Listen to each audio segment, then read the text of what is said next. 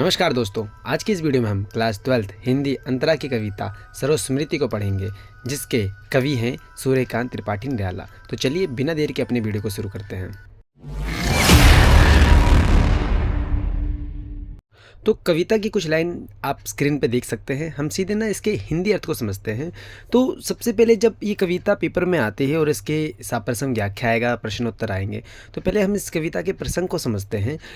तो ये जो कविता है ना, वो सूर्यकांत त्रिपाठी निराला द्वारा लिखी गई है और यह सरोस्मृति से ली गई है। यानी इसके कवि सूर्यकांत त्रिपाठी निराला हैं और कविता का नाम जो है वो है सरोस्मृति। और ये कविता ना कवि की दिवंगता पुत्री सरोज पर केंद्रित है। यह कविता एक शोक गीत है कि जो कवि है उनकी बेटी अब इस दुनिया में नहीं है, तो उनके शोक में ये गीत लिखा गया है। और यह कविता में जो कवि है वो अपने आप को भाग्यहीन पिता का, अपने जीवन का संघर्ष कुछ ना कर पाने के बारे में वर्णन किया गया है। तो चलिए अब कविता के सीधे सारांश को समझते हैं। देखो, कविता की शुरुआत की लाइन जो है वो कहती है कि जो कवि है वो अपनी पुत्री सरोज को संबोधित करते हुए कहते हैं कि मैंने तेरा विवाह देखा, तूने पूरी तरह से एक नया रूप धारण किए हुआ था। तुझ पर कलश का शुभ जल छिड़का गया, उस समय तू मंद ही मंद मुस्कुराई। तब ऐसा लगा कि तेरे होठों में बिजली की चमक फंसी हुई थी। उस समय तेरे हृदय में प्रिय पति की छवि झूल रही थी। यह बात शब्दों में नहीं, श्रृंगार में मुखर हो उठती है। आगे जो कवि है वो कहते हैं, यह पति के प्रति तुम्हारे प्रगाढ़ प्यार तथा आंचल विश्वास का प्रतीक था। जो लज्जा और संकोच से झुकी हुई तुम्हारी आंखों में एक नया प्रकाश उभर कर आया, वह सौंदर्य का वह प्रकाश आंखों से उतरकर तुम्हारे होठों पर आ गया था। इस प्रकार तुम्हारे अंधेरे में एक स्वाभाविक कंपन हो उठा था। ये कवि कहना चाहते हैं अगली लाइन में। अब इसके बाद जैसे जैसे हम कविता में आगे बढ़ते हैं, कवि आगे कहते हैं कि जैसे ही तुम्हारा विवाह पूरा हो गया, परंतु इस विवाह में कोई भी स्वजन शामिल नहीं हुआ।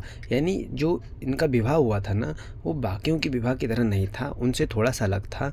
कोई भी बड़े बड़े लोग या रिश्तेदार इसके विवाह में शामिल नहीं हुए थे, उनको आमंत्रण ही नहीं किया गया था।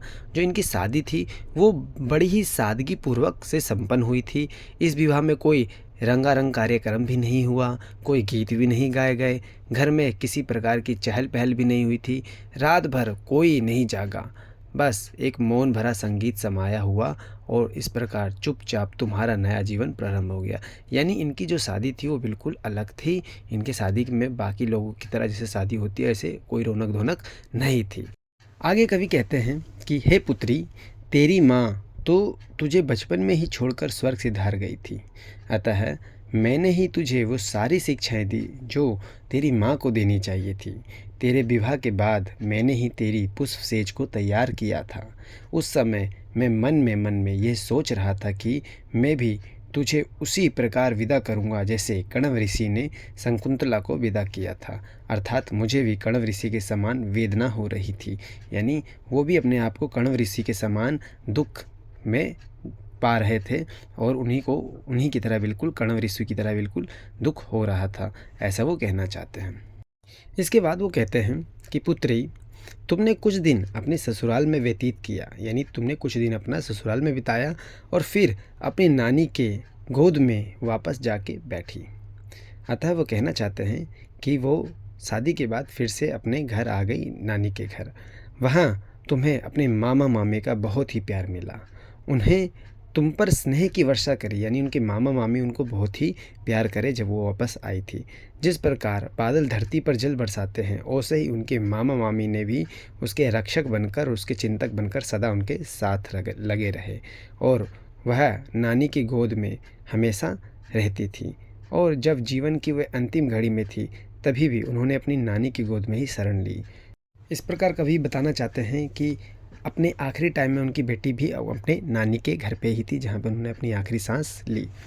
अब आगे कवि कहते हैं कि वह अपनी पुत्री सरोज को संबोधित करते हुए कहते हैं कि हे पुत्री, तू मुझ भाग्यहीन पिता का एकमात्र सहारा थी।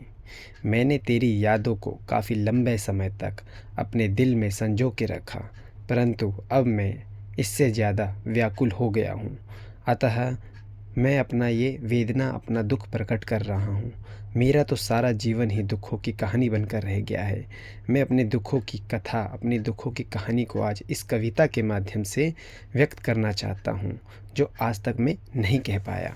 और इतना कहने के बाद अंत में कवि कहते हैं कि वह अपनी इच्छा प्रकट करते हुए कहते हैं कि हे पुत्री, मैं अपने विगत जीवन के सभी पुण्य कार्यों को फल तुझे अर्पित करता हूँ, तेरा तर्पण कर रहा हूँ।